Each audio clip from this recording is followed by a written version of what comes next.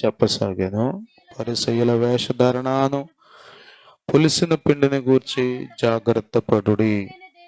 2వ వచనం చదువుతున్నాం. లూకాసు వార్త 12వ అధ్యాయం 2వ వచనం. మొదటి వచనం గురించి రాత్రి ఆల్రెడీ మనం మాట్లాడుకుందాం కాబట్టి ఇంకా దాని గురించి మళ్ళీ ప్రత్యేకంగా చెప్పను. 2వ వచనం చూడండి. మరుగైనదేదియు బయలు పరచబడకపోదు, రహస్యమైనదేదియు తెలియబడకపోదు. గమనించండి, మరుగు తెలుసు కదా, మరుగుగా ఉంటాయి కొన్ని.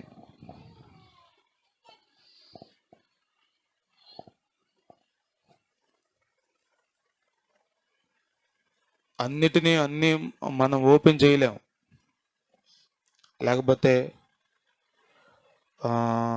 ఇంట్లో మాట్లాడినట్లుగా సంఘంలో చెప్పలేము. అన్నీ స్నేహితునితో మాట్లాడినట్టుగా, భర్తతో భార్యతో మాట్లాడినట్లుగా అన్నీ చేయలేము.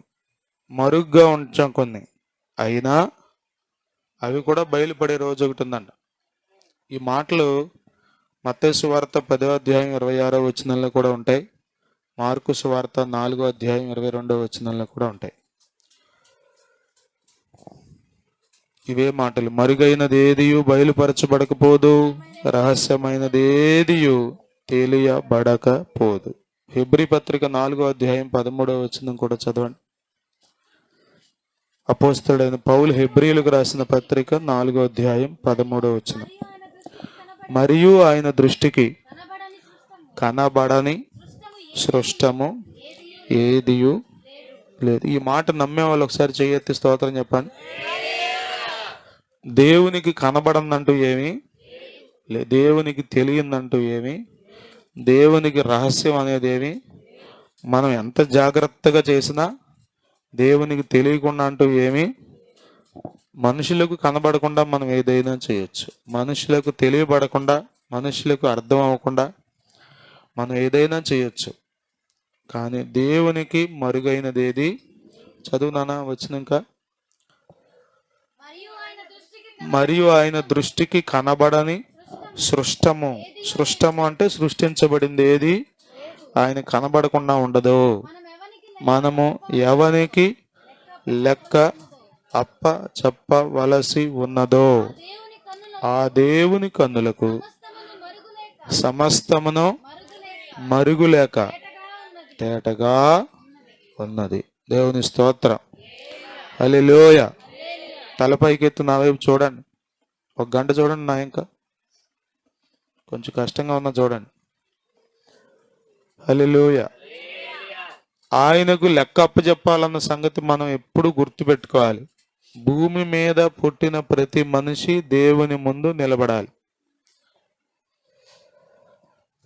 భూమి మీద మనం చేసిన ప్రతి దానికి లెక్క అప్పచెప్పాలి. పనులే కాదు, మాటలకు కూడా లెక్క అప్పచెప్పాలి. మందిరానికి వచ్చి నిద్రపోతే దానికి కూడా లెక్క అప్పచెప్పాలి.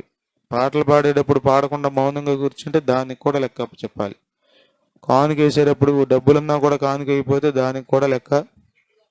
ప్రతి దానికి మనకు తెలీదు ఇదంతా, ఈ కూడా అడుగుతాడా దేవుడని.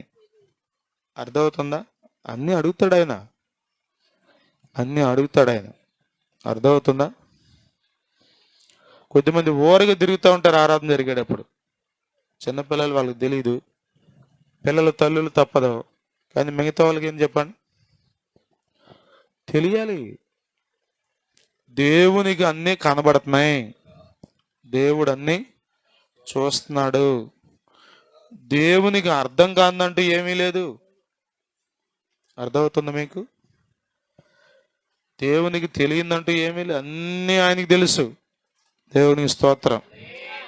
చాలా మంది అనుకుంటారు దేవుడికి తెలుసు కదా, అమాంతం మార్చేయచ్చు కదా అని. ఆయన మార్చడం కాదు, మనకు మారాలనే మనసు ఉండాలి, మనం బాగుపడాలనే కోరిక మనకు ఉండాలి. బలవంతంగా దేవుడు దేన్ని మన మీద రుద్దేయుడు.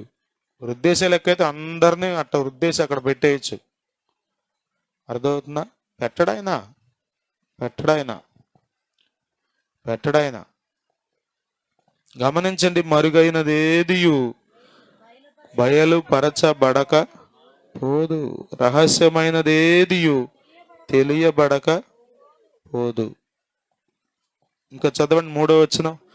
ఇక అక్కడే ఉంటే టైం చాలదు కానీ 3వ వచనం చూడండి. అందుచేత మీరు చీకటిలో మాటలాడుకొనినవి వెలుగులో చీకట్లో మాట్లాడుకోవడం అంటే ఇంకా మాట్లాడుకుంటే సహజంగా చీకట్లో ఎవరు మాట్లాడుకుంటారు? భార్యాభర్తలు మాట్లాడుకుంటారు. వాళ్ళ వ్యక్తిగత విషయాలు అయితే దేవుడు ఏం పెద్ద బయలుపరచడు, కానీ ఇంకా వేరే విషయాలు మాట్లాడుకుంటే కొన్నిసార్లు మనకున్న సమస్య ఏంటంటే మనుషులుగా మనకు అన్ని తెలుసు అనుకుంటాం. మనం ఎంత చదువుకున్నా, ఎంత వాక్యం తెలిసినా, ఎంత పరిశుద్ధాత్మ చేత నింపబడినా మనకు అన్నీ తెలియవు. ఇది ముందు మనకు తెలియాలి. నాకు అంతా తెలియదు. సమూయేలుకు కూడా తెలియదు. అందుకనే పాకులాడాడు పాపం సౌలు కోసం. ఏడ్చి ఏడ్చి ఏడ్చి దేవుడు వద్దన్నా కానీ ఇంకా ఏడ్చి, ప్రభువా విడిచిపెట్టేసావండి ఆయన. తెలియదు. దేవుని మనసు మనకు అర్థం అవ్వదు. దేవుని కార్యాలు మనకు అర్థం కావు. అంతా మనకు తెలుసు అనుకోవటం అదొక పెద్ద దాన్ని ఏమంటారంటే అదొక భ్రమ. అపవాది అట్లా పుట్టిస్తాడు మనకి. అర్థమవుతుందా? మీకు పోయినసారి అనుకోండి, మీకు జ్ఞాపకం చేశాక యోబు అంతా తెలుసు అన్నట్టుగా మాట్లాడుతున్నాడు స్నేహితులతో కలిసి. అప్పుడు దేవుడే సుడిగాల్లోనండి ప్రత్యక్షమే మాట్లాడడం మొదలెట్టాడు. అప్పుడు అన్నాడు, నా నోటి మీద అంతా తెలుసు అన్నట్టుగా ఇప్పుడు దాకా వాదించాను కానీ నాకు ఏమీ తెలియదని నాకు అర్థమైంది. దేవుని గూర్చి మీకు తెలియడం ప్రారంభిస్తే, దేవుని శక్తిని మీరు అనుభవించడం ప్రారంభిస్తే మీ గురించి మీకు తెలుస్తుంది.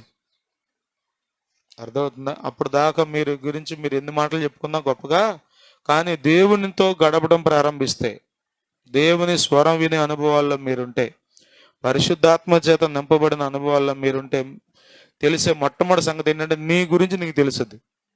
చాలామంది ఏంటి, ఆడి గురించి తెలుసు, దాని గురించి తెలుసు, దీని గురించి తెలుసు, ఆడెట్టంటోడు తెలుసు అని అందరి గురించి చెప్తాం. కానీ నువ్వెట్టంటోడు తెలుసా అంటే అప్పుడు ఇక ఆన్సర్ ఉన్నది ఇక మనకి. అసలు అందరి గురించి తెలుసుకుని ఏం చేస్తావు నువ్వు? చెప్పండి. మీకు తెలియాల్సిందేనా తెలుసా? నీ గురించి నీకు తెలియాలి. ప్రభు దగ్గరికి వస్తే ఏం చేస్తాడు?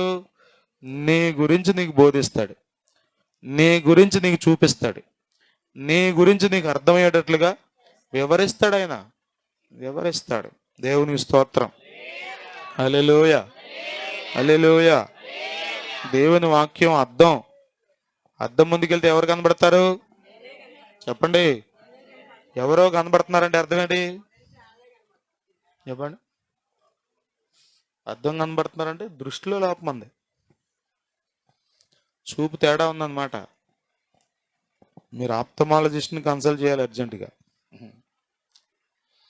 దృష్టిలోపం. ప్రియులరా గమనించండి. అదిగో ఆ యొక్క గుడ్డివాడు ఉన్నాడే, ఒకసారి కళ్ళకు బురద రాశాడంట. ఎట్లా కనబడుతున్నారు చూడమంటే అందరూ కనబడుతున్నారు కానీ చెట్లు లెక్క కనబడుతున్నారంట. చెట్లుగా నిలువుగా నిలువుగా కనబడుతున్నారంట.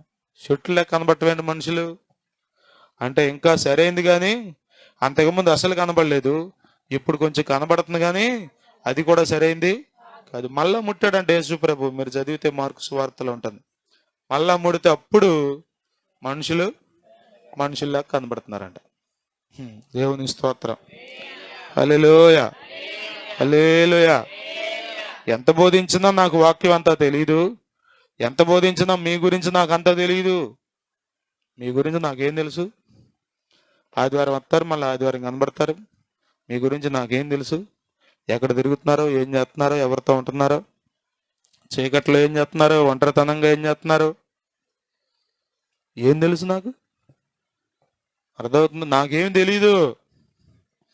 తెలుసు అనుకోవడం పెద్ద పొరపాటు. ఇదానిలో చాలా మంది అంత తెలుసు అనుకుంటారు. భార్య గురించి భర్తకు తెలిస్తే గుండె ఆగిపోద్ది. చెడు అన్నీ తెలుసుకుని ఆయన నిబ్బరంగా ఉండగలిగాడు. ఆయన మనందరి బతుకులన్నీ ఆయనకు తెలుసు. ఆయన ఎంత ప్రేమిస్తున్నాడో మన స్తోత్రం. యేసయ్య ప్రేమ చాలా గొప్పదే. మనందరి పుట్టు పూర్వోత్తరాలన్నీ ఎక్కడెక్కడ తిరిగామో మా అమ్మకి తెలియదు నా గురించి అంతా కదా. కానీ ఏమనుకుంటుంది మా అమ్మ? సహజంగా తల్లి ప్రేమ కాబట్టి బిడ్డ గురించి మంచి అనుకుంటాను, కానీ ప్రభువుకు తెలుసు అంతా. దేవుని స్తోత్రం. ఇప్పుడున్న పెద్ద సమస్యల్లో సమస్య ఏంటంటే అన్ని జనుల సంగతి అక్కడి నుంచి సంఘానికి తెలియట్లే, ప్రభువుకు తెలుసని. రక్షణ పొంది, మారు మనసు పొంది, బాప్తిసం పొంది, ప్రభు వల్ల పాలు పంపులు పొంది, నువ్వు హౌ డేర్ టు టేక్. చీకట్లో మాట్లాడుకునేది కూడా తెలుసంట ఆయనకి. తెలవడం కాదు, వెలుగులో వినబడద్దంట. అసలు ఏదో రికార్డ్ చేసినట్టు. ఈ మధ్యకాలంలో ఆడియో కాల్ రికార్డింగ్ వచ్చింది, చేసేస్తున్నారు. మీరు కాల్ చేస్తుంటే ఆటోమేటిక్గా రికార్డ్ అయిపోద్ది. ఫోన్లో రికార్డ్ చేసేసి దాన్ని చెప్పండి టీవీలో పెట్టేస్తున్నారు. పలానా మినిస్టర్ గారు పలానా అమ్మాయితో ఇట్లా మాట్లాడాడు. చూసారా మీరు? ఎక్కడ మాట్లాడాడు? ఎవరికి తెలియకుండా మాట్లాడాడు. గదిలో మాట్లాడాడు. ఆయన ఫోన్ మాట్లాడిన సంగతి భార్యకు కూడా తెలియదు. ఆయన ఫోన్ మాట్లాడిన సంగతి పియ్యకు కూడా తెలియకుండా మాట్లాడాడు. కానీ ఎక్కడికి వచ్చేసింది? టీవీలో స్క్రీన్ మీద కనబడుతుంది, మాటలు కనబడుతున్నాయి. తెలుసుకో మీకు. పోయినసారి గవర్నమెంట్లో అంబటి రాంబాబు గారు మాట్లాడింది పెట్టారు. ఆ తర్వాత ఇంకోళ్ళు ఎవరో మాట్లాడి, ఇంకొకరు ఇప్పుడు ఎవరో మాట్లాడిని పెడుతున్నారు. అంత టెక్నాలజీ లోకల్లో మనుషుల దగ్గరే ఉంటే మరి దేవుడు సృష్టికర్త, సర్వశక్తివంతుడు, ఆయనకి తెలీదా? ఆయనకి. ఇక్కడున్న సమస్య ఏంటంటే మనం ఏమనుకుంటాం అంటే ఆయనకి తెలుసు అన్నాం, తెలుసు అని మళ్ళీ ఏదేదో చేస్తున్నాం. ఇంకెంతకంటే భ్రష్టత్వం ఏమంది చెప్పండి? అంతా ఆయనకి తెలుసు అంటున్నాం కదా. ఎట్లా ఉండాలి? మందిరంలో భయభక్తులు కాదు మీకు. కొద్దిమంది ఇక్కడ భయభక్తులు, ఎంత భయభక్తులో చాలా జాగ్రత్తగా ఉంటారు. బయటికి వెళ్ళటమే అంతే. చెప్పండి, చీర రంగు రూపు మారిపోద్ది, దాన్ని గోసెలు పెట్టేసి బిగుచ్చేసి బొడ్లో ఇక వెళ్ళిపోతారు అంతే మీదకే. ఇక్కడేమో అసలు కదలరు మెదలరు. అమ్మో భక్తి అంతా ఈవిడ దగ్గరే ఉందమ్మా, అసలు నిజంగా మా సంఘంలో యోగ్యురాలు ఈవిడేదమ్మా అనుకుంటాం మనం, పెచ్చమొహాలం. చెప్పండి, అసలు రూపం బయట ఆయన చెప్తాడు, రక్తమే. ఒక ఆయన అందంట పాస్టర్ గారి దగ్గరికి వచ్చి, అయ్యా మీకు వందనాలండి అయ్యా, ఇదిగో చర్చిలోకి వెళ్ళింది కాడి నుంచి ఏడుతుందా, ఇంటికి వచ్చిన కాడి నుంచి మమ్మల్ని ఏడిపోతుందయ్యా అన్నాడని. చర్చిలోకి వెళ్ళామో కన్నీరు గార్చి ప్రార్థన చేస్తుందంట, ఇంటికి వచ్చిన కాడి నుంచి ఆయన్ని పిల్లల్ని ఏడిపెత్తుందంట. మరుగైనది ఏది కనబడకపోదు, బయలుపరచబడకపోదు, రహస్యమైనదేది తెలియబడకపోదు. అయితే అందుచేత మీరు చీకటిలో మాట్లాడుకున్నవి వెలుగులో వినబడును. ఇంకో మాటను చూడండి అక్కడ, మీరు గదులు యందు చెవిలో, ఎక్కడంట? చెవిలో. కొద్దిమంది కదా జంది చెవిలో. కొద్దిమందికి ఇంపార్టెంట్ న్యూస్ ఉంటాయి, ఆరాధనలోనే చెప్పేసుకోవాలి. ఇక్కడే మాట్లాడేసేయాలి. ఇక్కడే మాట్లాడితే కానీ అమ్మయ్య దేవుని స్తోత్రం అయిపోయింది, కడుపు నొప్పి తగ్గిపోయిందమ్మా. చెవులో ఎవరు తెలుసు? చెవులో చెప్పుకున్న ఎవరు తెలుసు? చెప్పినామకి విన్నామకే తెలుసు. కానీ ఆ బైబిల్ చెప్తుంది గదిలో చెవులో చెప్పుకొనినవి. మీకు ఎలా ఉందో నాకు తెలియదు, కానీ వాక్యం ఏంటంటే నాకైతే కాళ్ళు వణుకుతున్నాయి. నేను నిన్నంతా 12వ అధ్యాయం 4-5 వచనాలే చదివా. నిన్నంతా ఆ 4-5 వచనాలు చదివే నాకు కాళ్ళు వణుకుతున్నాయి, నిజంగానే వణుకుతున్నాయి. ప్రార్థన చేస్తున్నాను దేవుని దగ్గర. భార్యకు తెలియకుండా చేసేవాళ్ళు కొద్దిమంది, భర్తకు తెలియకుండా మాట్లాడేవాళ్ళు కొద్దిమంది. చెప్పండి, ఫోన్ లాక్కులు పెట్టుకుని మరి మాట్లాడుకునే వాళ్ళు కొద్దిమంది. ఎవరికి తెలుసు చెప్పండి? ఇంకా మాట్లాడుకుంటే కాల్ డేటాలో అవన్నీ డిలీట్ కొట్టేస్తే చెప్పండి ఎవరికి తెలియదు. నీ ఫోన్ పట్టుకున్నా కూడా ఎవరికి తెలియదు. అసలు నీ ఫోన్ నీ ఫింగర్ ప్రింటే పెట్టాలి, నీ ఏలు ముద్రే పెట్టాలి, ఎవరికి ఓపెన్ అవ్వదు. మీలో చాలామంది సీక్రసీ మెయింటైన్ చేస్తున్నారు, రహస్యంగా చాలా చేయాలని చూస్తున్నారు. ఒక్కటి మీరు గుర్తుపెట్టుకోవాలి, దేవుడు అన్నీ చూస్తున్నాడు. దేవుని కళ్ళు గప్పటం ఏ మనిషి వల్ల ఎప్పటి వరకు కాలా, ఇక ముందు కూడా కాదు. నువ్వు కప్పాలనుకోవటం నీవు ఎర్రితనమే, నీ అమాయకత్వమే. యేసు రక్తమే జయం. హల్లెలూయా. ఆయనకు చీకటి ఎంత మాత్రము. 139వ కీర్తన చదవండి. 139వ కీర్తన 11వ వచనమా? ఉమ్, ఉమ్. అనుకొని ఎడల చీకటి అయినను, అదిగో చూసారా 11, 12 వచనాలు. చీకటి అయిననా నీకు చీకటి, ఫ్లడ్ లైట్లు వేసినట్టు కనబడద్దంట ఆయనకి. మనం మీటింగ్ వేసాం చూసారా, ఒక 40 లైట్లు అట్ట కనబడద్దంట. ఎప్పుడు చీకటి, మనకు చీకటే, కానీ దేవునికి ఎట్ట కనబడద్దంట. హలో, వింటున్నారా మీరు వాక్యాన్ని? వినండి, వాక్యం వినండి. భయం ఎందుకు రావట్లేదో మనుషులకు నాకు అర్థం కాదు. వాక్యం వింటున్న మనకు భయం లేకపోతే వాక్యం విన్నాల సంగతి అక్కడ ఉంచండి. వాళ్ళకి దేవుడు ఏదో ఒక రోజు వినిపిస్తాడు, వాళ్ళు కూడా దేవుడు.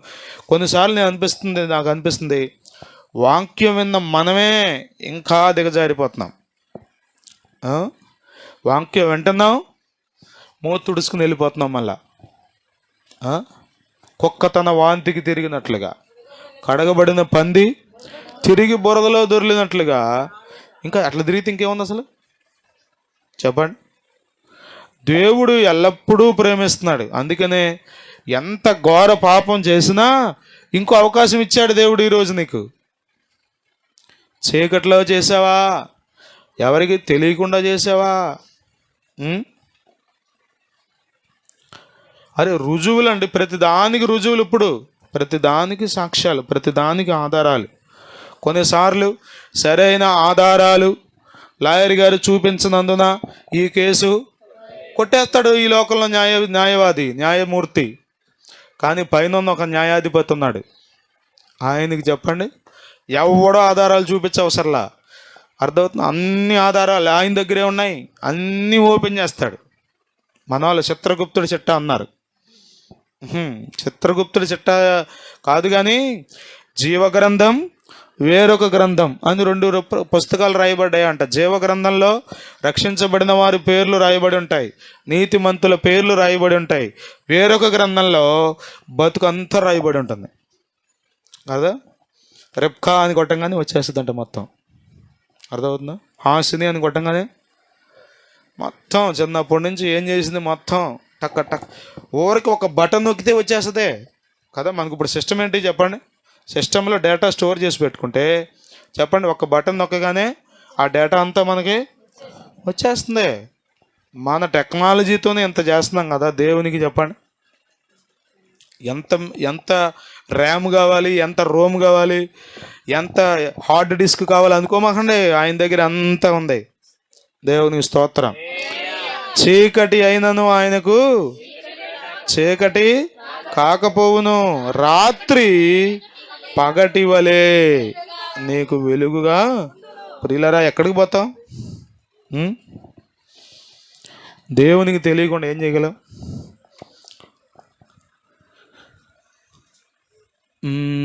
కమలాకర్ గారని ఒక మంచి దైవజనుడు వచ్చారు మన దగ్గరికి, కాజిరెడ్డి భాష గారు తీసుకొచ్చారు. కడప దగ్గర కడప దగ్గర ఏదో ఊరు. ఆయన రాశారు ఈ పాట, మనలోన ప్రతివారు తన గురించి తానే లెక్క అప్పచెప్పుకోవాలని పాట రాశారు. అది ఎంత ఆ పాట వింటే మనకు గుండె జల్లుమంటుంది అంతే. అట్లా రాశాడు ఆయన వాక్యంలో నుండి.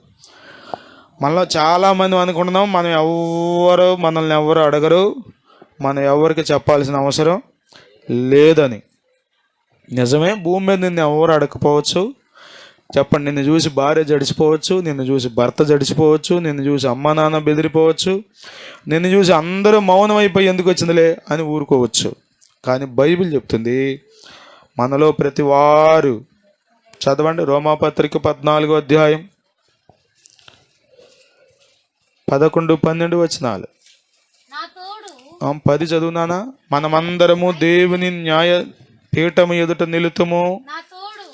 మనమందరము దేవుని న్యాయపీఠం ఎదుట. ఆ మాట అందరూ చెప్పండి, మనమందరము దేవుని న్యాయపీఠం ఎదుట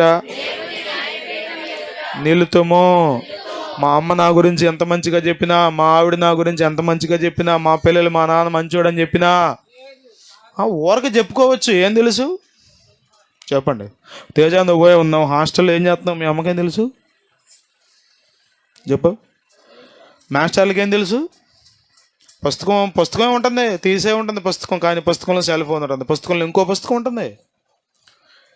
చాలామంది అనుకుంటున్నారు మనం ఎవరినైనా మోసం చేయొచ్చు అని, ఎవరి కళ్ళు అయినా కప్పొచ్చు అని. నిజమే, నీకు అంత తెలివితేటలు ఉన్నాయి, కానీ ఒకటి మాత్రం గుర్తుపెట్టుకో, దేవుని కళ్ళు కప్పటం నీ వల్ల కాదు. చదవండి అన్నమాట. మనమందరము దేవుని న్యాయపీఠం ఎదుట నిలుతుము, నా తోడు ప్రతి మోకాలును నా ఎదుట వంగును, ప్రతి నాలుకయు దేవుని స్తుతించును అని ప్రభు చెప్పుచున్నాడు అని వ్రాయబడి ఉన్నది గనుక అదుగు ఆ మాట అండర్లైన్ చేసుకోండి. మనలో ప్రతి వాడు, పాస్టర్ గారు అయినా, విశ్వాస అయినా, సీనియర్ విశ్వాస అయినా, చిన్న విశ్వాస అయినా, పెద్ద విశ్వాస అయినా, మనలో ప్రతి వాడు తన్ను గురించి దేవునికి లెక్క ఒప్పగింపవలెను. ఎవరి గురించి? హలో, నా గురించి జెన్ని అప్పచెప్పదు, నా గురించి మా అమ్మ అప్పచెప్పదు, నా గురించి మీలో ఎవరిని అడగడు దేవుడు.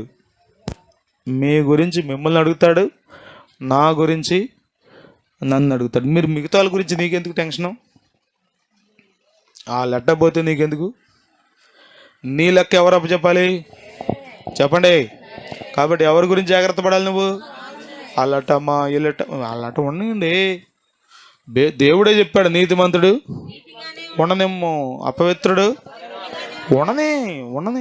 ఆడి సంగతి నేను చూసుకుంటా, వాడి సంగతి నేను చూసుకుంటా. వాడి సంగతి నీకెందుకు? ప్రార్థన చేయి కుదిరితే, అంతే తప్ప వాడి లెక్క నువ్వు అప్పచెప్పవు.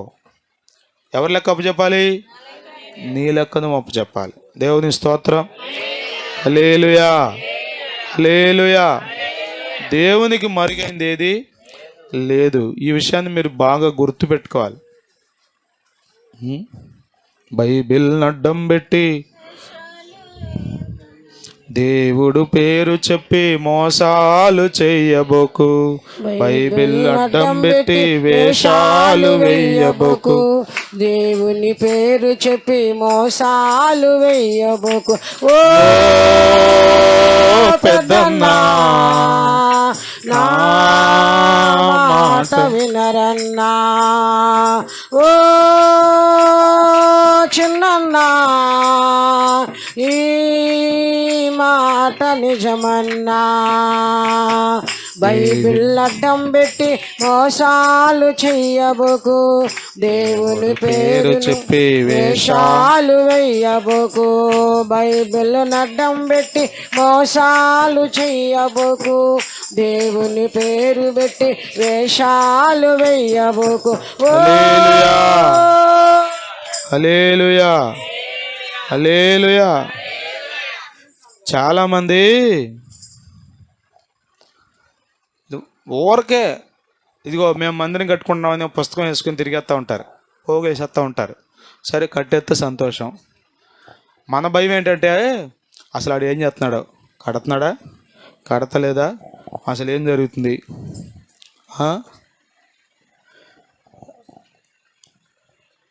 ఇట్లా రకరకాలుగా ఆలోచిస్తూ ఉంటాం మనం.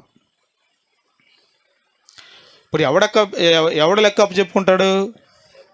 నువ్వు ఏ ఉద్దేశంతో ఇచ్చావు చెప్పండి.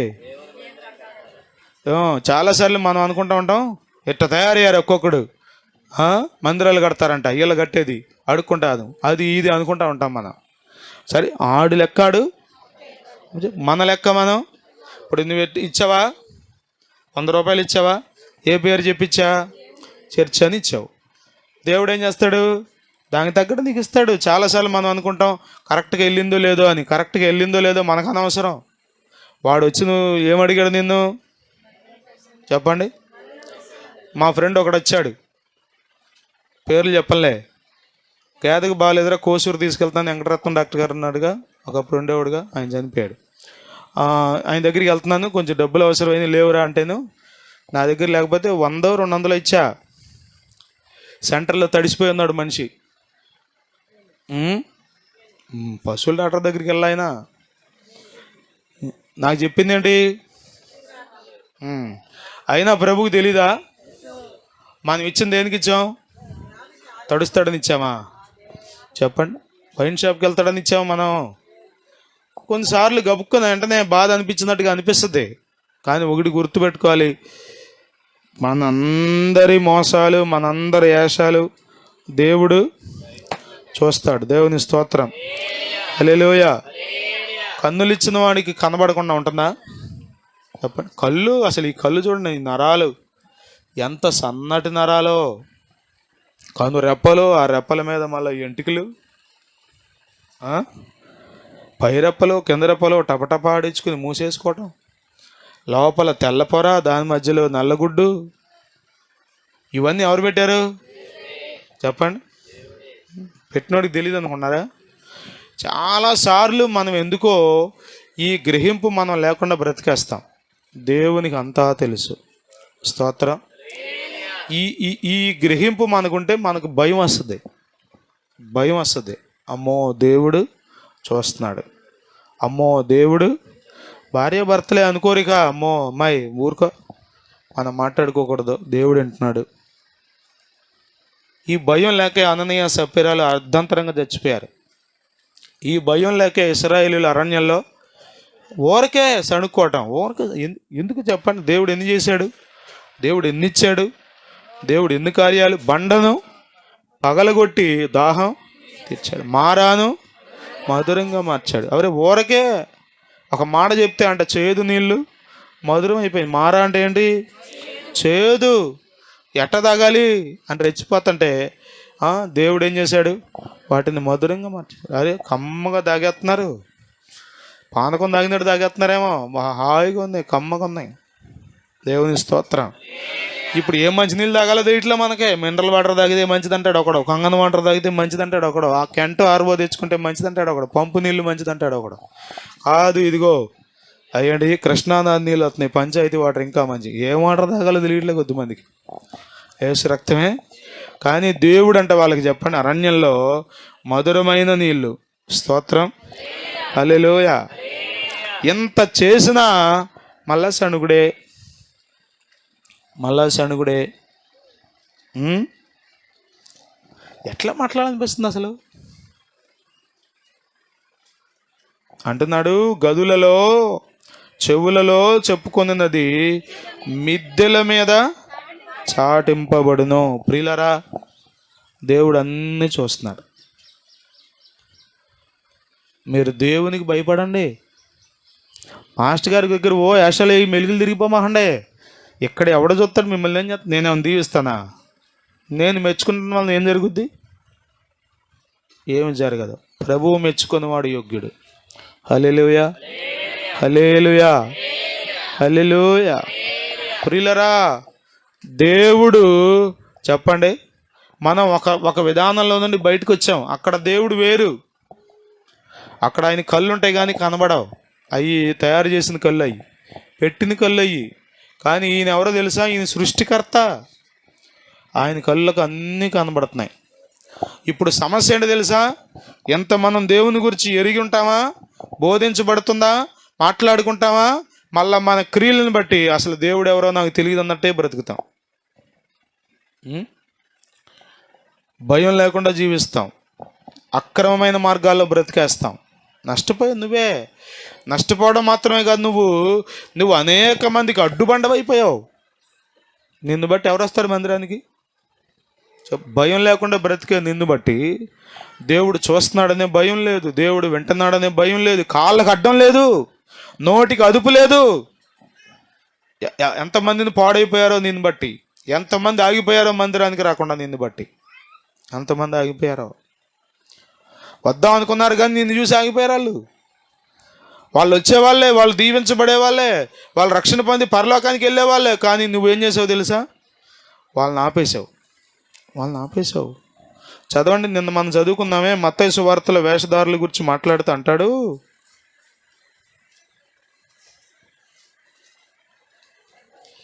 పదమూడు 14 23, మత్తయి సువార్త 23 13 14. అయ్యో వేషధారులైన శాస్త్రులారా, పరిసయ్యులారా, మీరు మనుష్యుల ఎదుట పరలోక రాజ్యమును మూయుదురు, మీరు అందులో ప్రవేశింపరు, ప్రవేశించే వారిని చూసారా ఎంత దుర్మార్గులు.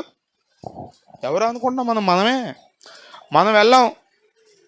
ఆదివారం భక్తి చేస్తున్నాం, ఉపవాసాలు ఉంటున్నాం. మనం వెళ్ళాం, మన బట్టి అనేక మంది వాళ్ళు కూడా వెళ్ళరు. ప్రియులారా, జ్ఞాపకం చేసుకోండి, దేవునికి అన్నీ తెలుసు. దేవునికి మరుగైంది ఏది లేదు. నేను ముగిస్తున్నాను. వాక్యాన్ని మీరు నమ్మండి, దేవుణ్ణి మీరు నమ్మండి. ఉట్టి మాటలు కాదు ఇవి. కొద్దిమంది అనుకున్నారు ఉట్టి మాటలు ఊరికే పాస్ట్ గారు అట్ట బెదరెత్తారని. మిమ్మల్ని బెదరెత్తే నాకేమొస్తుంది చెప్పండి? మిమ్మల్ని భయపెట్టేసి ఏదేదో చెప్పేస్తే మాకేమొస్తుంది? ఇది నిజం. గదుల్లో చెవుల్లో చెప్పుకునేదంట. చెప్పండి, మిద్దెల మీద. ఒకడు ఏటీఎంలో దొంగతనం చేయడానికి వెళ్ళాడు. మీరు చూసే ఉంటారు అది. ఏటీఎంలో దొంగతనం చేయడానికి వెళ్ళాడు, దొంగతనం చేసేసాడు. చేసేసి పైకి చూశాడు. పైకి చూస్తే అక్కడ సీసీ కెమెరా కనబడింది. ఇక మెల్లగా అక్కడ పెట్టేసి వెళ్ళిపోతున్నాడు. అంటే ఏంటి? దాంట్లో అర్థమైపోయింది అడిగి ఎందుకు వచ్చింది గోల. నన్ను వాయిదెత్తారు, పోయిన డబ్బులు సంగతి తర్వాత మనం తిన్నది కూడా కక్కిస్తారు, రూపాయి మనం తినేది లేదు, మళ్ళీ ఎదురు దిక్కుమాల దెబ్బలన్నీ నిందలన్నీ పడాలి, ఈ గొడవంతా ఎందుకు వచ్చింది లేని మొత్తం ఆడ పెట్టేశాడు. సీసీ కెమెరాలు అన్నీ ఉన్నాయి పైన. హల్లెలూయా. ఇది కూచిపూడి ఎస్ఐ గారు పెట్టిన సీసీ కెమెరా కాదు, పరలోకపు తండ్రి పెట్టిన సీసీ కెమెరాలు. క్లోజ్డ్ సర్క్యూట్ టీవీ, సీసీటీవీ అంటే లోపలది కూడా కనబడిపోద్ది. తెలుసా? చీకట్లో కూడా కనబడుద్ది సీసీటీవీలో, దానికే లైటింగ్ ఉంటుంది. అక్కడంతా చీకటి అయిపోవచ్చు, కానీ సీసీటీవీకే ఒక లైట్ ఉంటుంది. ఎప్పుడైతే ఆటోమేటిక్గా చీకటి అయిపోయిందో అక్కడ లైట్ ఆన్ అవుద్ది. తెలుసా లేదా మీకు? అర్థమవుతుందా మీకు? సీసీటీవీలో ఆల్రెడీ ఒక లైట్ ఉంటుంది. ఎప్పుడైతే అక్కడంతా చీకటి అయిపోయిందో ఈ లైట్ ఆన్ అయిపోద్ది. ఆ లైట్ వెలుతురులో మొత్తం అంతా దానికి తీసేసుకుంటుంది రికార్డింగ్. చీకటేగా, ఎక్కడా లైట్ లేదు, బెడ్ లైట్ కూడా ఇలా నువ్వు అనుకుంటావు నువ్వు, కానీ అక్కడ ఆటోమేటిక్గా రికార్డ్ అయిపోతుంది. దేవుని స్తోత్రం. కాబట్టి కాని మాటలు మాట్లాడకుండా జాగ్రత్త పడు. ఎందుకు? సేవకుల గురించి, విశ్వాసుల గురించి, వాళ్ళ గురించి, వీళ్ళ గురించి నీకు ఎందుకు దారిని పోయింది ఎత్తికి రాసుకోవడం? కొద్దిమంది నిజంగా పాపం చేయరు, కానీ ఇతరుల పాపాలు వాళ్ళని ఎత్తికి రాసుకుంటారు. ఎందుకు చెప్పండి? నీకు ఎవరెట్టపోతే నీకు ఎందుకు? నువ్వు భక్తిగా ఉండు చాలు, నువ్వు నీతిగా ఉండు చాలు. నీ నీతే నీకు అక్కడికి వస్తుంది. నీ భక్తే నీ పిల్లలకు ఉపయోగపడద్దే. నీ భక్తిని బట్టే నీ పిల్లలు దీవించబడతారు. ఎవరి గురించి నీకెందుకు? యేసు రక్తమే జయం. ప్రార్థన చేయి అవకాశం ఉంటే, ప్రభువా ఇట్లా తెలిసింది, మరి నిజమో లేదో నాకు తెలియదు, కనికరించి క్షమించి రక్షించు, మారు మనసు దయచేయి, ఫినిష్. అక్కడితో నీ బాధ్యత అయిపోయింది. ఇవో దాని గురించి చెవులు కొరుకుని కొద్దిమందికి అసలు భలే వినబడతాయి. మా నాన్నకు ఒక అన్నయ్య, ఒక చెల్లి, మీకు తెలుసు. మాకు ఒకటే మేనత్త, బుల్లి అంటే పిలిచేవాడు ఆయన, బుల్లి. అసలు ఏం మాట్లాడుకునేవాళ్ళు వాళ్ళిద్దరు. నేను అసలు ఎందామని వెళ్ళేవాడు, నాకు వినబడేది కాదు. మరి వాళ్ళిద్దరికి అంత సైలెంట్గా మాట్లాడుకోవటం ఎట్ట వచ్చిందో. అసలు డోగుపురం నడిచి వెళ్ళిపోయేవాడు, అక్కడ కూర్చున్నవాడు పొయ్యి దగ్గరికి వెళ్ళిపోయాయి, బుల్లే అని కూర్చుని వాళ్ళిద్దరూ ఏ మాటలో చాలాసార్లు విందామని ప్రయత్నం చేశా, కానీ ఒక్కసారి కూడా నాకేమీ అర్థం అవ్వాల. వాళ్ళిద్దరికే వినబడతాయి. యేసు రక్తమే. అంత మెల్లగా నేను అనుకుంటాను వాళ్ళిద్దరికే కాదు, దేవునికి కూడా వినబడతాయి. ఏం మాట్లాడుకున్నారో? మీ కోడల గురించి ఏం చెప్పుకున్నావు నువ్వు? ఒకవేళ ఆమె నీతి మంత్రాలు అయితే నువ్వు చెప్పుకున్నావు అన్నిటికీ లెక్క అప్పు చెప్పాలి నువ్వు. అర్థమవుతుందా? ఓకు మాట్లాడేస్తారు కొద్దిమంది, అంతా తెలుసు అన్నట్టు. లేదు. భయపడండి, దేవునికి భయపడండి. చదవండి 3వ వచనం. అందుచేత మీరు చీకట్లో మాట్లాడుకొనినవి వెలుగులో వినబడును, మీరు గదుల యందు చెవులో చెప్పుకొనున్నది మిద్దెల మీద చాటింపబడను. ప్రియులారా, జాగ్రత్త పడండి. భక్తి అంటే ఎంతో జాగ్రత్తగా చేసేదండి. ఊరికి ఏదో 4 గంతులు వేసి వెళ్ళిపోయేది కాదు. అర్థమవుతుందా మీకు? ఆయన అంట అసలు గుళ్ళోనే అమ్ముతున్నాడు శేషాలు. అదేం గుడో అదేం భక్తో, శేషాకాయలు అమ్ముతున్నాడండి గుళ్ళోనే. నా గుండె పగిలిపోయింది. దేవా, మన చర్చి కాదులే, ఇంకా అదేం భక్తి, అదేం అక్కడికి వచ్చిన భక్తులేం బాగుపడతారు? అక్కడే అమ్మేస్తున్నాడు ఇక ఆయనే. ఒక కొట్టు పెట్టాడు ఆయనే. వచ్చిన వాళ్ళందరికీ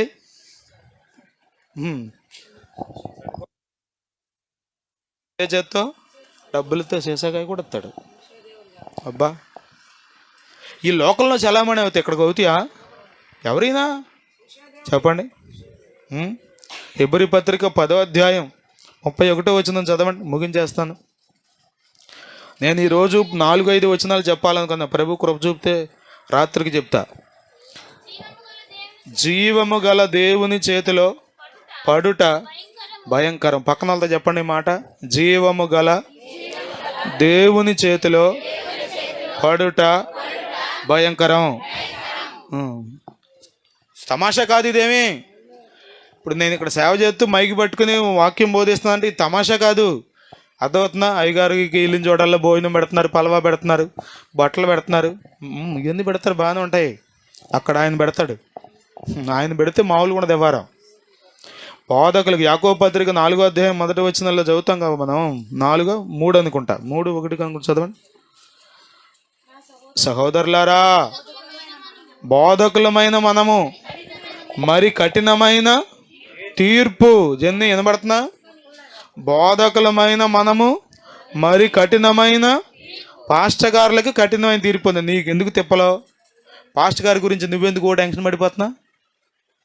మా పాస్టర్ గారు అండి, మా పాస్టర్ అండి, మా పాస్టర్ గారు ఎందుకు, నీకు ఎందుకు టెన్షను?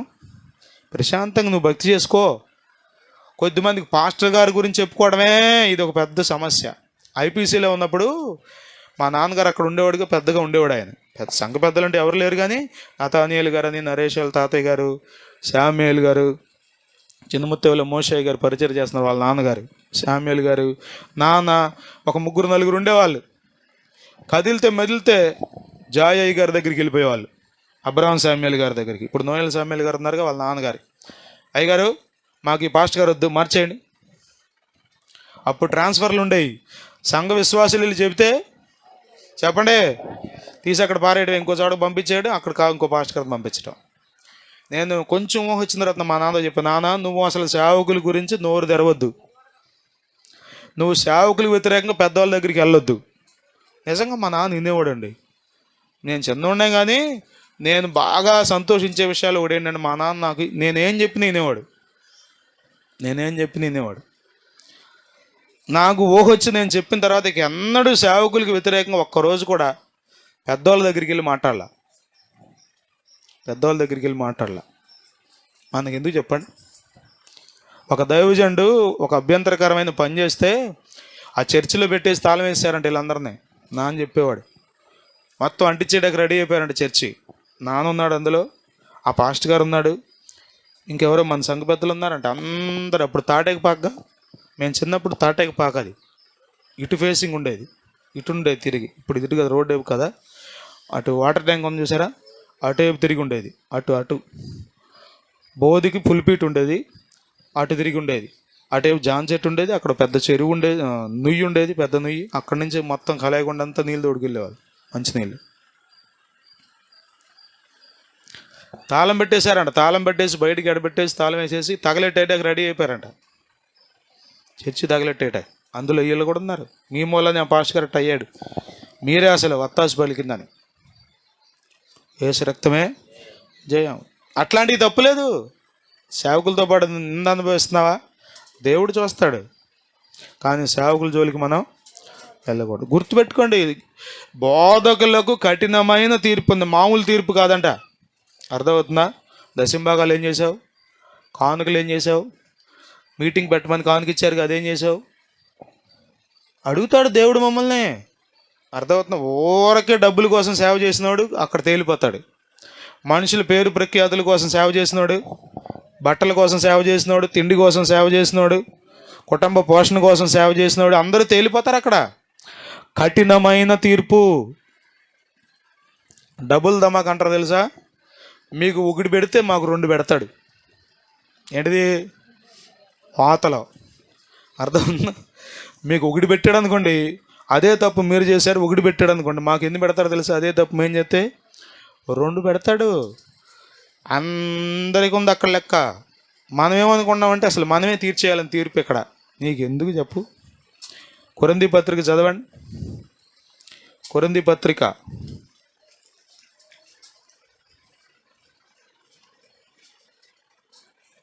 మొదటి పత్రిక 4వ అధ్యాయం 5వ వచనం. కాబట్టి సమయము రాకమునుపు అనగా, ఈ మాట అందరూ గుర్తుపెట్టుకోవాలి నాన్న అందరూ గుర్తుపెట్టుకోవాలి. సమయము, నువ్వేం రాయట్లేదంటే వాక్యం రాస్తున్నావా? రాయండి, వాక్యాలు రాసుకోండి, వాక్యాలు రాయండి. మీరు గుర్తుండవు, ఇప్పుడు చెప్పిందంతా బాగున్నట్టు అనిపిస్తుంది కానీ గుర్తుండవు. అందరూ రాసుకోవాలి. మీకు చదువు వచ్చినా రాకపోయినా రాయండి, మెల్లగా మొదలెట్టండి, అదే వస్తుంది. స్తోత్రం, హల్లెలూయా. సంతకం పెడితే పెన్షన్ ఇస్తారంట, లేకపోతే ఎవరంటే అన్నారు అనుకోండి వచ్చే నెల నుంచి. నవ్వుకున్నారు చూడండి, మీకు అర్థమైపోయింది సీను. ఇవాళ తారీఖు ఎంత? 18. ఇంకెన్ని రోజులు ఉంది జూన్ రాటాకి? చచ్చినట్టు 12 రోజులకి ఎవరిని కాదు. రే నువ్వు ఆగరా, వెళ్ళమాకరా, టిఫిన్ చేసి వస్తా మా అమ్మ, నువ్వు ఆగరా, టిఫిన్ నేను తెత్తాలి ఎక్కడికి, నువ్వు వెళ్ళమాక, నేర్పించి ఎట్టకొట్టి నాకు చేయి పట్టుకుని నేర్పించు. నేర్చేసుకుంటారు 4,000 రూపాయల కోసం. వాక్యం 4,000 కాదు, 4 కోట్ల కంటే ఎక్కువ. ఇది నేర్చుకోండి మీరు. కాబట్టి సమయం రాకమునుపు అనగా ప్రభు వచ్చు వరకు. బా గట్టిగా ఒకసారి చప్పట్లు కొట్టండి. హల్లెలూయా. దేనిని గూర్చి అంటే అర్థం ఏంటి? అందులో పాస్టర్ గారి గురించో, విశ్వాస గురించో, కోడల గురించో, అత్త గురించో, ఈ దేనిని గురించి నీవు తీర్పు. సరే, ప్రభు వచ్చాక నువ్వు తీర్పు తీర్చే అవకాశం ఉందా? ఇక ఆయనే చూసుకుంటాడు అంతా. ప్రభు వచ్చాక తీర్పు తీరుస్తా అంటాకుందా? ఇక ఆయన తీర్పు తీరుస్తాడు. న్యాయాధిపతి అయిన దేవుడు నిన్ను తీర్పు తీర్చేటి వేళలో ఏ గుంపులో యోచించుకో ఓ క్రైస్తవా, న్యాయాధిపతి అయిన దేవుడు. హల్లెలూయా, హల్లెలూయా. కాబట్టి ప్రియులారా, జ్ఞాపకం చేయండి. మనకి ఎందుకు చెప్పండి? నేను చాలాసార్లు ఆలోచించేది ఏంటంటే, మనం చేసిన పాపాలు తక్కువ, నెత్తికి రాసుకునే పాపాలు ఎక్కువ. ఆడిది ఇది మనం రాసుకుంటాం. అందుకనే బైబిల్లో చాలా క్లియర్గా చెప్పాడు. తిమోతి పత్రికలో ఆ మాట చదవండి. మొదటి తిమోతి పత్రిక అనుకుంటా,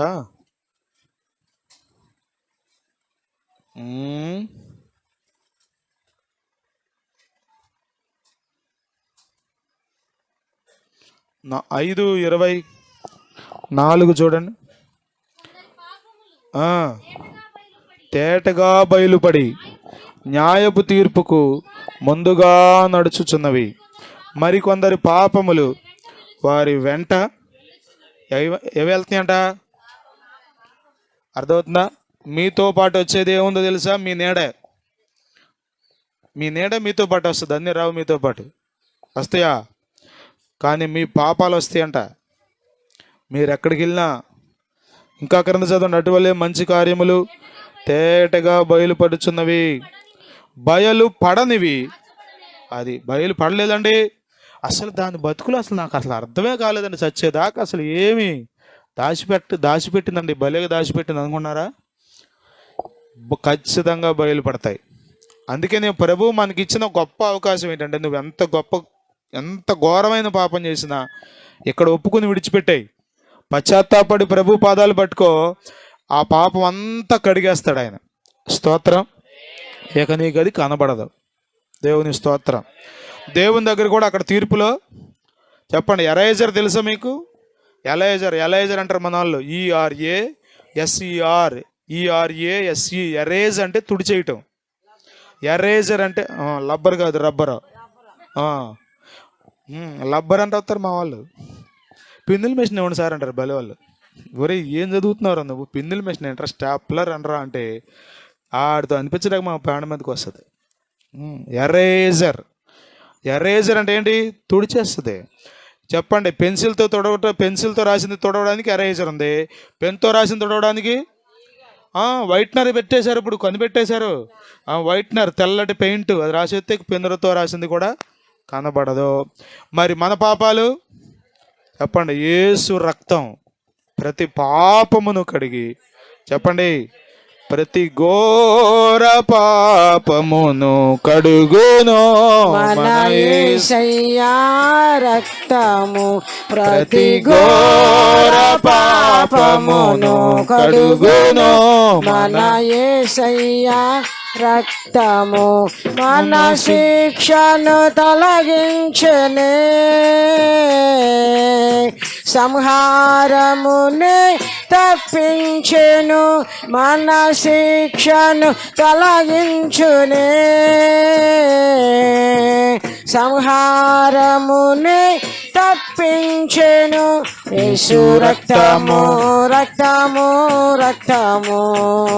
యేసు రక్తము, రక్తము, రక్తము. హల్లెలూయా, హల్లెలూయా. యెషయా గ్రంథం 1వ అధ్యాయం 18వ వచనం చూడండి. యెషయా గ్రంథం 1వ అధ్యాయం 18వ వచనం సెలవిచ్చుచున్నాడు, రండి మన వివాదము తీర్చుకుందాము.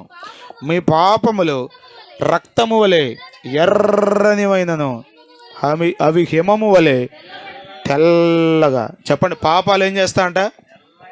ఎర్రగా ఉన్నాయేమో కానీ అటు ఏం చేస్తాడు? ఈ వాషింగ్ మిషన్లు వచ్చాక సరిగ్గా ఉతకట్ల బట్టలు కదా, ఆడ పడేయటం తీసి అక్కడ పడేయటం. అది దానికి ఏం తెలుస్తుంది మరక ఎక్కడుందో? మన వాళ్ళు ఉతికినప్పుడు ఏం చేశారు? చక్కగా మరక ఎక్కడుందో చూసి అక్కడ గట్టిగా రుద్ది, అక్కడ ఇంకొంచెం సబ్బు పెట్టి, అక్కడ ఇంకొంచెం నిమ్మకాయ పెట్టి కదా ఈ వాషింగ్ మిషన్లో పడేసి హాయిగా ఫోన్ చూసుకుంటా ఆటోమేటిక్ అదే మోగుద్ది. ఉతికేసాను హో వచ్చి తీసుకెళ్ళిపోహో అని మోగుద్ది. మొగ్గానే వెళ్ళిపోయి వేసే రక్తమే. ఆ తెల్ల బట్టలు వేస్తారు, అసలు భయంకరం. దేవుడు అంటే ఉతుకుతాడంట. ఎలా ఉతుకుతాడంట? తెల్లగా ఉతుకుతాడంట. స్తోత్రం, హల్లెలూయా, హల్లెలూయా. దేవుని గురించి నీకు అర్థమైనా ఇప్పటి వరకు ఎక్కడెక్కడ ఏమేమి మాట్లాడుకున్నావో, ఏవేవి రహస్యంగా ఏమేమి చేసావో నాకు తెలీదు. ప్రభు నీకు ఒక అవకాశం ఇచ్చాడు ఈరోజు. ప్రభు నిన్ను ప్రేమించి ఈరోజు నీతో మాట్లాడాడు. దేవుని పాదాలు పట్టుకుని, ప్రభువా ఇదిగో ఎర్రగా కనబడుతున్నాయి నా పాపాలు, ఇవి ఎక్కడ పోవు నాయన, నీవు అక్కడవే కడగలవు, నీవు అక్కడవే శుద్ధి చేయగలవని ఆయన పాదాలు పట్టుకో అంటున్నాడు. రండి మన వివాదము తీర్చుకుందాము. మన పాపములు ఎర్రనివైనను హిమము కంటే తెల్లగా పడతాయి, కెంపు వలె ఎర్రనివైనను గొర్రెబచ్చు వంటి తెల్లగా అవుతాయి. దేవుని స్తోత్రం, హల్లెలూయా. దేవుని వాక్యం చాకలివాని సబ్బు వంటిది అన్నాడు. అర్థమవుతుందా? దేవుని వాక్యం నిన్ను శుద్ధి చేస్తుంది. చివరిగా సామెతలు 28:13 చూడండి. సామెతల గ్రంథం 28వ అధ్యాయం 13వ వచనం. అతిక్రమములను దాచిపెట్టువాడు. ఎంతకాలం దాచిపెడతా? అసలు ఎంతకాలం దాచిపెడతా? రోగాన్ని ఎంతకాలం దాచిపెట్టగలం చెప్పండి? ఏమవుద్ది? ఏదో రోజు బయటపడిపోద్ది. నువ్వు దాచేయచ్చు. అసలు ఈ మధ్యకాలంలో ఊరకే కొంచెం ఎండిపోతే చాలు, ఏదో మొత్తానికి తేడా వచ్చిందట దేవుడికి అని ఏళ్ళే స్కాన్ చేసేస్తున్నారు.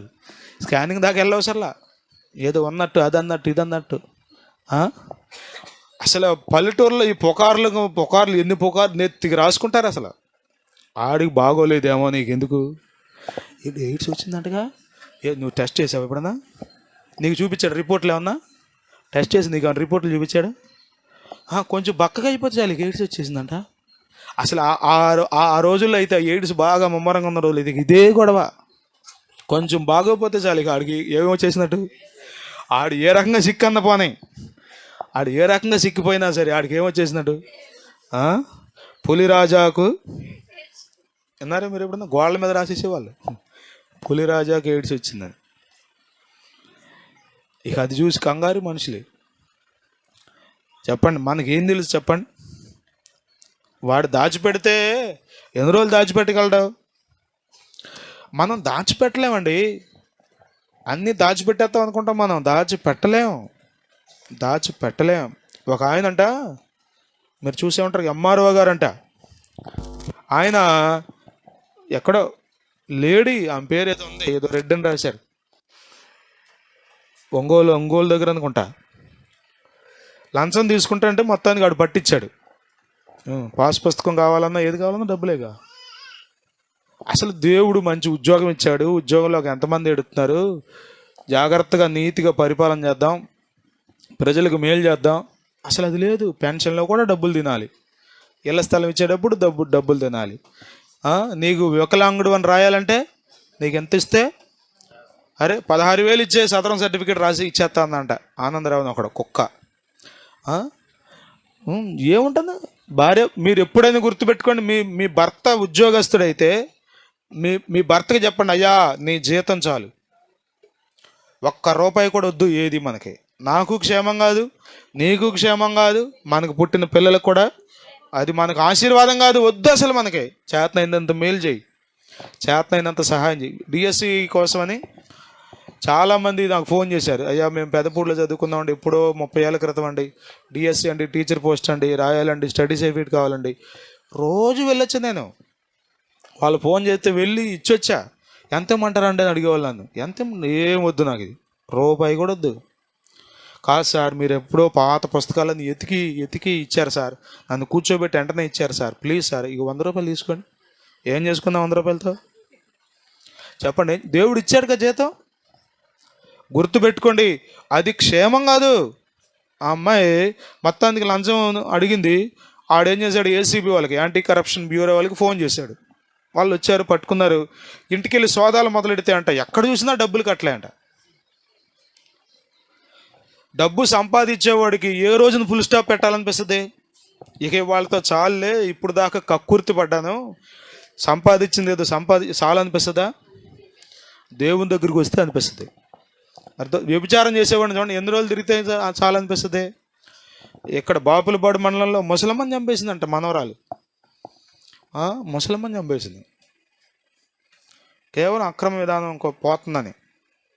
ఒక పాస్టమ్ గారిని చంపేసింది ఇబ్రహీంపట్నంలో. పాస్టమ్ గారు, అమ్మా తప్పమ్మా అని చెప్పిందంటే కూతురికి, మనం సేవలో ఉన్నాంరా, మనం దేవుని సేవ చేస్తున్నాం, మైక్ పట్టుకుని వాక్యం చెప్తున్నాం, 10 మందికి నీతులు బోధిస్తున్నాం, మనం ఇది చేయకూడదునా అని చెప్పిందంటే ఇబ్రహీంపట్నంలో పాస్టమ్ గారు. కూతురు ఆయన తీసుకొచ్చి ఇద్దరు కలిసి చంపేశారు.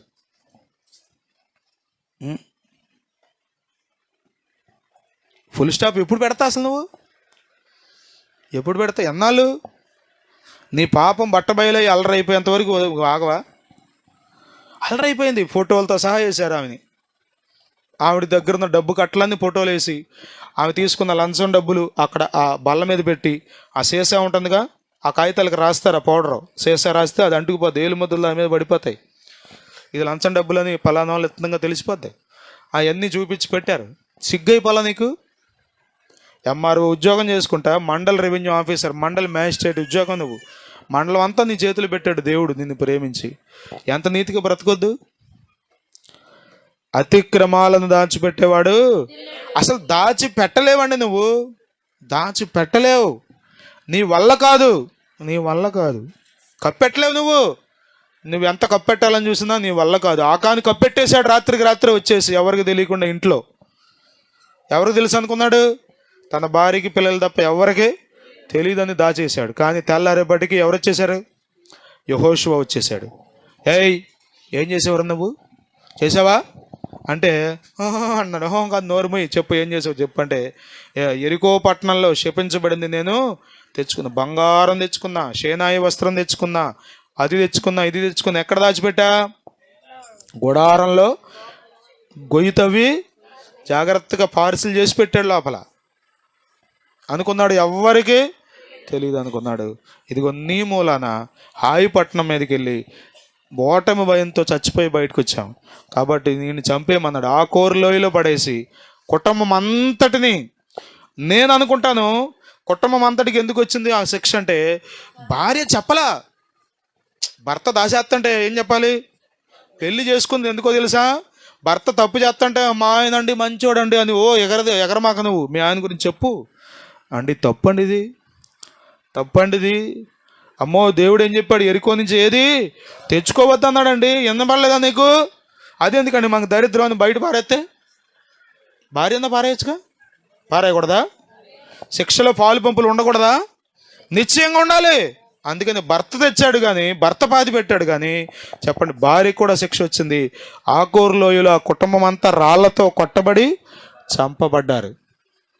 అతిక్రమములను దాచిపెట్టువాడు వర్ధిల్లడు. చదవండి అన్నమాట. వాటి ఒప్పుకొని విడిచిపెట్టువాడు. ఎంత కనికరమో, దేవుడు ఎంత కనికర సంపన్నుడో. ప్రియులారా, ఒప్పుకొని విడిచిపెట్టేయండి. ఒప్పుకొని విడిచిపెట్టేయండి. పాపం చేస్తాం, బలహీనమైన కార్యాలు చేస్తాం, రకరకాలుగా మాట్లాడుకుంటాం. ప్రభు మనకి ఎందుకు ఈ ఆదివారాలు ఇచ్చింది ఆరాధనలో?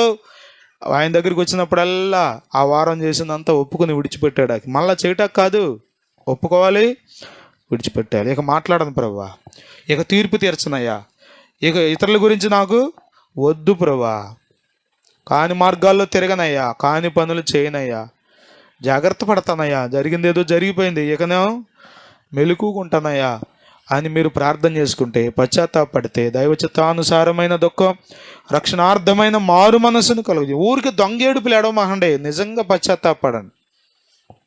కొద్దిమంది ఏడుస్తూనే ఉంటారు, పాపం చేస్తూనే ఉంటారు. అదేం ఏడుపు, అదేం పాపం? అది ఏడుపే కాదు, అది దొంగ ఏడుపు అది కదా. ఆమె విస్తారంగా ఏడ్చిందంట. యేసయ్య పాదాల దగ్గర కూర్చుని అన్నాడు, ఆమె విస్తారంగా ప్రేమించింది కాబట్టి ఆమె విస్తారమైన పాపాలు ఇంకేం చేసి ఉంటుందంటారా? పాపం ఎన్నడూ చేయలే. అందుకని బైబిల్ ఆమె గురించి రాయబడింది. అధ్యాయంలో ఒక 20 వచనాల వరకు ఆమె గురించి రాయబడింది. ఎంత అద్భుతంగా రాశాడో పరిశుద్ధాత్ముడు. కాబట్టి ప్రియులారా, ప్రభు కనికర సంపన్నుడు. ఎందుకు బోధిస్తున్నాడు? అంత లెక్క చూస్తాడని ఎందుకు బోధిస్తున్నాడు ఈరోజు అంటే, లెక్క చూడకముందే, అక్కడ న్యాయపీఠం మీద నిలబడకముందే ప్రభు నీకు ఒక అవకాశం ఇస్తున్నాడు తుడి చేయడానికి. నువ్వు చేసిన పాపాలు, నువ్వు చేసిన అక్రమాలు, నువ్వు చేసినటువంటి అన్యాయపు మాటలు, నువ్వు మాట్లాడినటువంటి గుసగుసలు అవన్నీ తుడి చేసుకో దేవుని దగ్గర. ప్రభువా, నీ రక్తం క్రిందకు వస్తున్నాను, సిలువను ఆశ్రయించు. సిలువ నిన్ను విలువైన వ్యక్తిగా చేస్తుంది. నీ యొక్క విలువ తక్కువ పనులు ఏమేమి చేసావు వాటన్నిటినీ తుడిచేస్తుందా యేసయ్య రక్తం. లేచి నిలబడదాం, ప్రార్థన చేసుకుందాం.